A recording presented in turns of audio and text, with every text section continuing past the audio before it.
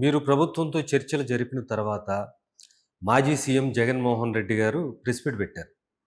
అందులో 11 డీఏలు ఇచ్చాను. మా ప్రభుత్వ హయాంలో 11 డీఏలు ఇచ్చాం. 27% ఐఆర్ ఇచ్చాం. పీఆర్సీ వేశాం. అన్నీ జాగ్రత్తగా చూసుకున్న ఉద్యోగులని చెప్పారు. ఎంతవరకు నిజం? ఈ చెప్పినటువంటి గౌరవ మాజీ ముఖ్యమంత్రి గారు 23% మాత్రమే ఫిట్మెంట్ ఇచ్చామనేటువంటి చెప్పుండాల్సింది. అలాగే డిఏలు ఇచ్చేటువంటి జీవోలన్నీ కూడా ఏదైతే జీవోలు తన ఆయాంలో ఇచ్చినటువంటి 4-5 రకాల జీవోస్ అన్నీ కూడా డిఏలకు సంబంధించిన జీవోలు ఏ జీవో ఇచ్చినా ఆ జీవోలన్నీ కూడా 6-7 వాయిదాల్లో అంటే 2 సంవత్సరాల తర్వాత ఒక 30% ఒకసారి, ఒక 30% మరొకసారి అని ఒక 6-7 సంవత్సరాలు ఇప్పుడు అలా జీవోలు ఏంటో దాన్ని ఎరియర్స్ కూడా ఇంతవరకు ఉపాధ్యాయులు తీసుకునేటువంటి పరిస్థితి లేదు. రెండోది ఈరోజు రాష్ట్ర ప్రభుత్వం చెప్తున్నటువంటి 27% ఫిట్మెంట్ ఇచ్చింది వాస్తవం కావచ్చు. కానీ వాళ్ళు 23% దగ్గర ఫిట్మెంట్ ఇచ్చి దాన్ని మొత్తాన్ని కూడా నష్టపరిచేటువంటి 11వ పీఆర్సీ వాళ్ళ చాలా ఇబ్బందికరమైనటువంటి పీఆర్సీ. మా ఉపాధ్యాయ ఉద్యమ చరిత్రలో రాష్ట్ర ఉద్యోగ ఉపాధ్యాయులకి ఇబ్బంది కలిగించినటువంటి పీఆర్సీ ఏదంటే రివర్స్ పీఆర్సీగా అది ఉంది. అది కూడా జగన్మోహన్ రెడ్డి గారు చెప్పుంటే బాగుండేది. రెండోది పీఆర్సీలో గతంలో 6 డిఏలు 6 నెలలకు ఒకసారి రావాల్సిన డిఏలన్నీ పీఆర్సీలో మెర్జ్ చేసేసారు.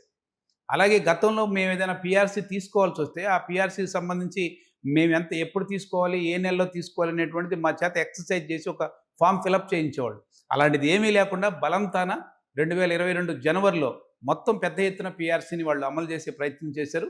దానికి సంబంధించిన పీఎఫ్ ఎరియర్స్ కూడా ఇంతవరకు అకౌంట్లో పడలేదు. రిటైర్డ్ అయినటువంటి ఉపాధ్యాయులు, ఉద్యోగులు ఇబ్బంది పడుతున్నటువంటి పరిస్థితి ఉంది. ఆ రోజు మేము కట్టినటువంటి డిఏలకు సంబంధించి మా ఖాతాలో అయితే ఇంతవరకు డిఏ ₹1 పడలేదు. కానీ మా ఖాతాలో పడినట్టుగా చూపించి మేము ఇన్కమ్ ట్యాక్స్ కూడా కట్టాం. బస్ ఈ అంశాలు కూడా, ఈ గణాంకాలు కూడా జగన్మోహన్ రెడ్డి గారు చెప్పుంటే బాగుండేది అనేటువంటిది మేమైతే ఫీల్ అవుతూ ఉన్నాం. ఎందుకంటే వారు చెప్పేటువంటి లెక్కలన్నిటి కూడా అవాస్తవాల లెక్కలే. వారు ఆ సందర్భంలో ఉన్నప్పుడు ఉద్యోగ ఉపాధ్యాయుల్ని పిలిచి మాట్లాడినటువంటి పరిస్థితులు కూడా లేవు. ఆ విధమైనటువంటి ప్రజాస్వామ్య వాతావరణం కూడా లేదు. ఆ రోజు ఒక్క బొత్స సత్యనారాయణ గారు ఏదైతే విద్యాశాఖ మంత్రి గారు ఉన్నారో వారు మాట్లాడటం తప్ప మిగిలిన ముఖ్యమంత్రి గారు పిలిచి మాట్లాడటం కానీ, చర్చించడం కానీ ఆ విధమైనటువంటి వాతావరణ సందర్భంలో లేదు. అందుకని వారు చెప్పినవన్నీ కూడా పూర్తి స్థాయి సత్యాలు అనేటువంటివి మేము అంగీకరిస్తాం. అంటే మిమ్మల్ని దగ్గరికి రానివ్వలేదా ప్రభుత్వంలో ఉన్నప్పుడు? ఆ ప్రభుత్వంలో అసలు ఎక్కడ మా దగ్గరికి వచ్చేటువంటి ప్రయత్నించలేదు. ఇవి మంత్రి గారితో మాట్లాడుకునేంత వరకే పరిమితం అయ్యాం. లేదా సజ్జల రామకృష్ణారెడ్డి గారి వరకు ఏదైనా వెళ్ళగలిగేతాడు తప్ప వారి దగ్గరికి వెళ్ళి, ముఖ్యమంత్రి గారి దగ్గరికి వెళ్ళి మాట్లాడుకునేటువంటి వాతావరణం లేదు. ఒక పీఆర్సీ 2011వ పీఆర్సీ సందర్భంలో 2022 జనవరి 3వ తారీఖున సంఘాలు వెళ్ళినా వారు ఏం చెప్పారో వినిట్ రావడం తప్ప బయటకు వచ్చి విమర్శించడం, అభినందించడం తప్ప అక్కడేమి మాట్లాడేటువంటి ఆ స్వేచ్ఛ గత ప్రభుత్వం దగ్గర లేదు. ఆ ప్రజాస్వామ్య వాతావరణం కూడా మీరు వాళ్ళకి చెప్పుకున్నా సరే మీ సమస్యలు మరి సాల్వ్ అయినాయా అప్పుడు? ఏం సాల్వ్ కావాలి, ఇంకా పెరిగినాయి. విద్యారంగంలో పెరిగినాయి, మిగిలిన ఆర్థిక రంగాల్లో రకరకాల ఆర్థికమైనటువంటి ఇబ్బందులు చెప్పారు. నిర్బంధాలు, మేము ఏదైనా చిన్న ఉద్యమానికి, చిన్న ప్రొటెక్షన్కి ఏదైనా పిలిపించినప్పటికి కూడా ఇళ్ల దగ్గరే మమ్మల్ని నిర్బంధించేటువంటి ప్రయత్నం చేశారు. అరెస్టులు చేశారు, కేసులు పెట్టారు. చాలా ఇబ్బందికరమైనటువంటి ఒక రకంగా అప్రజాస్వామికంగానే గత ప్రభుత్వం వ్యవహరించింది.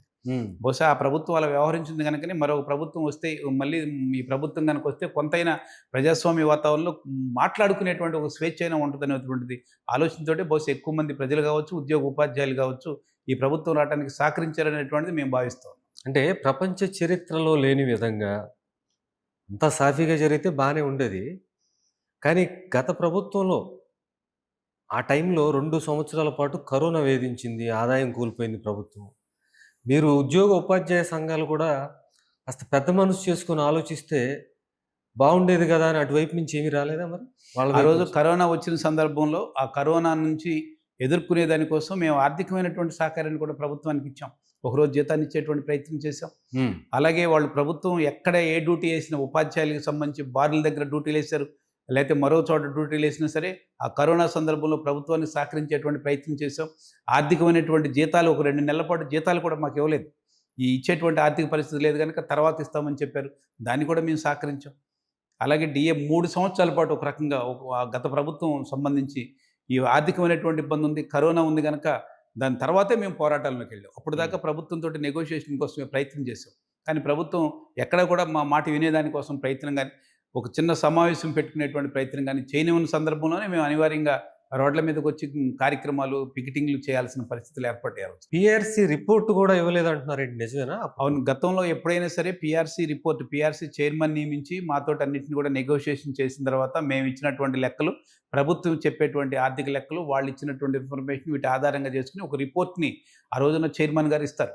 ఆ రిపోర్ట్‌ని అన్ని ఉద్యోగ ఉపాధ్యాయ సంఘాల ముందు పెడతారు. ఆ ఉద్యోగ ఉపాధ్యాయ సంఘాలన్నింటిని కూడా చర్చించి దాంట్లో మళ్ళీ మేము మా ఫిట్‌మెంట్ ఇంత కావాలి, లేకపోతే మా ఐఆర్ కంటే ఇంకెక్కువ రావాలి, ఈ విధమైనటువంటి నెగోషియేషన్ నడుపుతాం.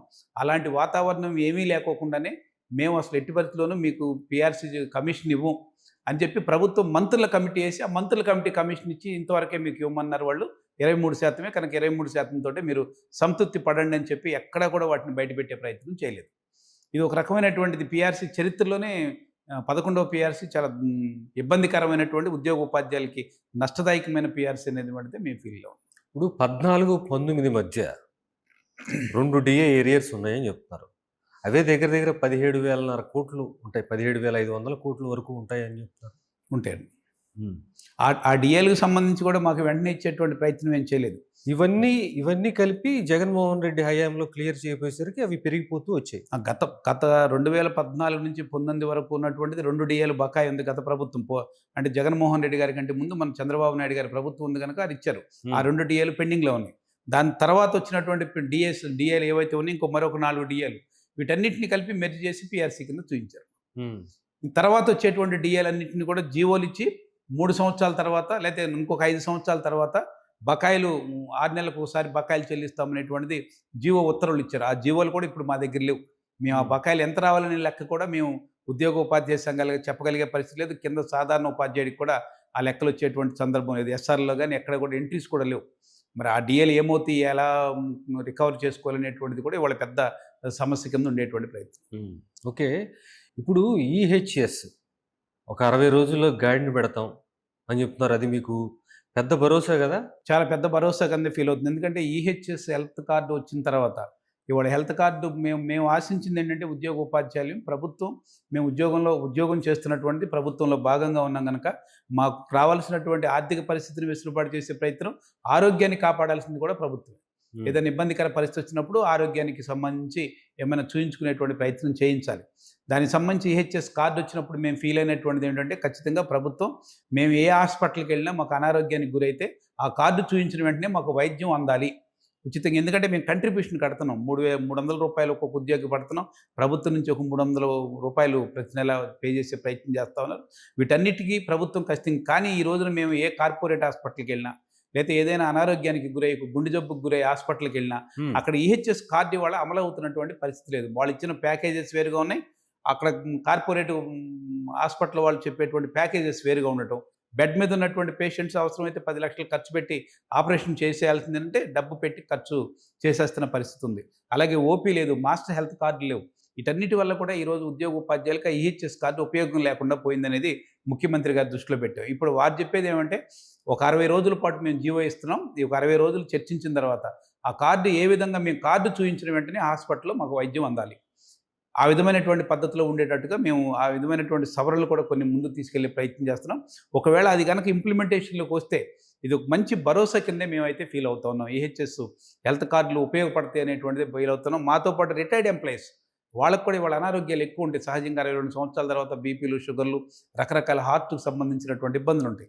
అలాంటి వాళ్ళకి మొత్తం కూడా ఆ కార్డు చాలా ఉపయోగపడుతుంది. ఒక రకంగా ప్రభుత్వం కనుక ఇచ్చినటువంటి హామీ మేరకు ఆ జీవోనిచ్చి దాని ఆ మేరకు ఉద్యోగ ఉపాధ్యాయ సంఘాలతో చర్చించి ఆమోదదాయకమైనటువంటి ఒక పద్ధతిని కనుక ముందుకు తీసుకురాగలిగితే ఖచ్చితంగా అది ఒక పెద్ద భరోసా కింద మేము ఫీల్ అవుతాం.